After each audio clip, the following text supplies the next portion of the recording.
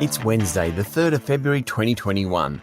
Welcome to the Fear and Greed Business Headlines, the business news you need in just 5 minutes. I'm Sean Aylmer. Today's headlines: the Reserve Bank says interest rates will stay low for the next 3 years, even though the economy is recovering faster than expected. Plus, federal politicians start back in Canberra and the Prime Minister hints at an election later this year. Private equity makes a bid for gaming giant Tabcorp, and Australians head for the hills, record migration to regional areas. The Reserve Bank said the official cash rate, which is used to set variable lending rates, including home loans, is on hold for at least another 3 years, and the bank will take measures to ensure fixed-rate loans, for longer terms like 3 years, will also remain anchored. It means low interest rates in Australia until at least 2024. Following the central bank's board meeting yesterday, Governor Philip Lowe said the local economic recovery was stronger than earlier expected, and he welcomed the fall in the unemployment rate late last year to 6.6%. The recovery was expected to continue, with the bank forecasting growth rates of 3.5% this year and next year. Total output in the economy was tipped to reach pre-pandemic levels by the middle of 2021. But the bank is worried about how the tapering of some government-funded support measures will impact households and businesses. JobKeeper will end at the end of next month. It will have put $90 billion into the economy during the pandemic. Wrapping all of this up, Dr. Lowe said wages growth needed to be materially higher than currently before the official cash rate will rise, and he doesn't expect that until 2024 at the earliest. So the Reserve Bank isn't going to lift rates anytime soon.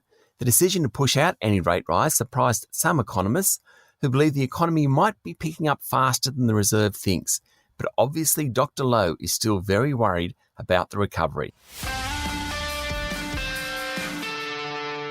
In overseas news, China has launched a carbon trading scheme as it moves towards decarbonising its economy by 2060. China is the world's biggest polluter, and the scheme is designed to make it more costly to pollute, thereby driving down emissions. Once it comes into effect, it will be the world's largest emissions trading scheme.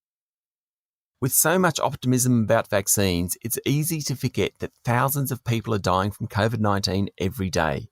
The United States recorded its deadliest month of the pandemic during January, with 94,357 deaths.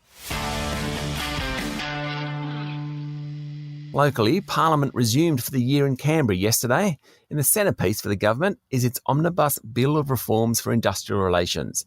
It's the one that emerged from months of negotiations between the unions and business groups last year. The pointy end of the legislation is a proposal to allow employers affected by the pandemic to negotiate 2-year workplace agreements that don't comply with the Better Off Overall test. Labor has already said it will block the bill in both houses. Get ready for months of headlines about industrial relations. And some pundits said the PM dropped a hint about winning an election this year when he talked to the party room. The next election isn't due until 2022, but his comments have immediately sparked speculation about a November or December poll. Tabcorp shares jumped 9% yesterday to an 11-month high after the group said it had received an approach to buy the gaming and wagering company. The group said the offer was conditional, indicative and non-binding, and there's no certainty a deal will result. Tabcorp's wagering business has been the problem child over the past year. The Financial Review is reporting that bidders include a private equity group and a London-based gaming company. And the Australian is this morning reporting that ANZ has been working on a bid for regional lender ME Bank, which is owned by industry super funds. Slowly, restrictions around the country are being dropped.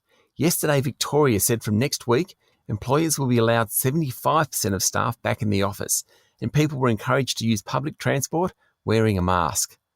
A Victorian parliamentary committee has delivered its report into the state's COVID response and said it couldn't find who was responsible for the poorly run hotel quarantine program in that state. A dissenting report from opposition politicians called for a royal commission into the state's response. Online retailer Temple & Webster said first half revenue jumped more than 100% and profits were 5 times higher during the last half. It was all those people restyling their homes while stuck at home, not spending money on holidays. Temple & Webster now has 678,000 customers, and January has started strongly. But Typical of many companies that will report over the coming 4 weeks, sales growth has well and truly peaked, even if January was strong. Brisbane-based Ellume has won a $300 million deal to sell its rapid COVID-19 home tests to the United States government. The White House announced the deal and said it would drive mass production and slash the cost of quick tests, which is a critical pathway to restoring the world's largest economy, a great win for a Brizzy-based company.